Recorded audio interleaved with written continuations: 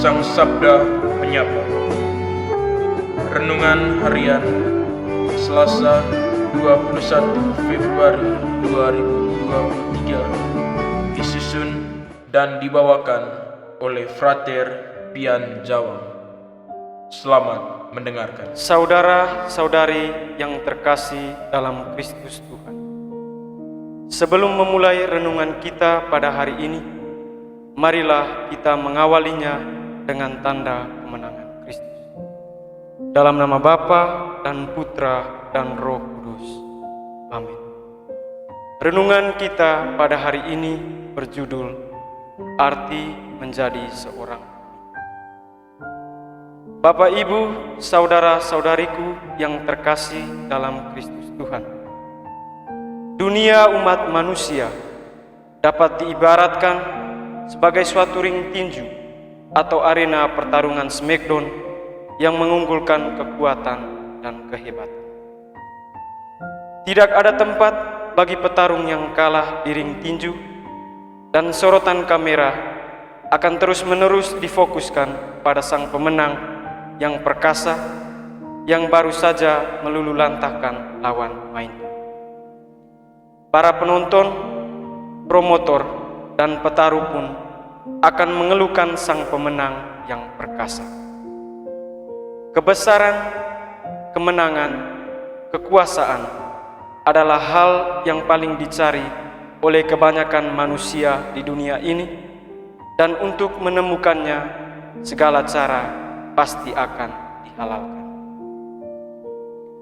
Para murid Yesus pun tak terlepas dari godaan untuk menjadi yang terbesar, dan hal ini rupanya terkadang menjadi bahan diskusi mereka. Para murid itu sudah sejak awal melihat adanya potensi dalam diri Yesus untuk menjadi seseorang yang besar di kemudian hari, seorang Mesias duniawi yang ketika itu memang sedang ditunggu-tunggu oleh orang-orang Israel. Hanya saja Yesus segera mengoreksi pikiran-pikiran hedonis para muridnya dan mengumumkan sebuah antiklimaks dengan mengatakan, jika seseorang ingin menjadi terdahulu, hendaklah ia menjadi terakhir dari semuanya dan menjadi pelayan bagi semuanya. Bapak, Ibu, saudara-saudariku yang terkasih dalam Kristus Tuhan, dengan perkataan demikian, Yesus ingin menyadarkan manusia akan keterbatasannya, baik keterbatasan kuasa maupun kebijakan duniawi.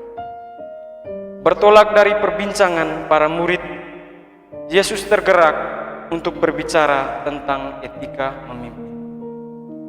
Etika memimpin yang disampaikan oleh Yesus ini nampak terbalik dari etika memimpin dalam konteks politik yang selalu memandang kesempatan memimpin dalam kaitan dengan kekuasaan dan pengaruh. Yesus memberi peringatan bahwa memimpin dengan menekan kuasa dan power kadang tergoda untuk jatuh dalam suatu sikap sombong, arogan, dan otoriter. Yesus tahu bahwa masa depan para murid suatu saat mau tidak mau akan diletakkan dalam suatu persekutuan yang kelak kita namakan gereja yang memerlukan seorang pemimpin. Untuk mengantisipasi kenyataan ini, Yesus memberi sebuah etika memimpin yang lebih mencerminkan kekuatan kerendahan hati dengan mengambil semangat sebagai seorang pelayan. Etika memimpin ini mengandalkan sebuah hati yang siap mengabdi, siap berkorban, siap melayani, dan mendahulukan kepentingan umum daripada kepentingan pribadi. Etika memimpin ini penerapannya tidak hanya dalam skala organisasi saja, tetapi juga mulai dari keluarga hingga kehidupan menggereja pada umumnya. Suasana hidup keluarga dan hidup menggereja yang diwarnai dengan kerelaan untuk saling melayani, saling berkorban, saling memperhatikan, merupakan pantulan dari suasana kepemimpinan orang tua yang menekankan memimpin Allah Yesus Kristus. Kalau setiap keluarga dan komunitas gereja ini menekankan memimpin Allah Yesus, maka tidak mustahil hidup bersama akan diwarnai dengan suasana kekeluargaan yang hangat dan harmonis. Semoga kemuliaan kepada Bapa dan Putera dan Roh Kudus, seperti pada permulaan, sekarang, selalu, dan sepanjang segala abad. Amin. Dalam nama Bapa dan Putera dan Roh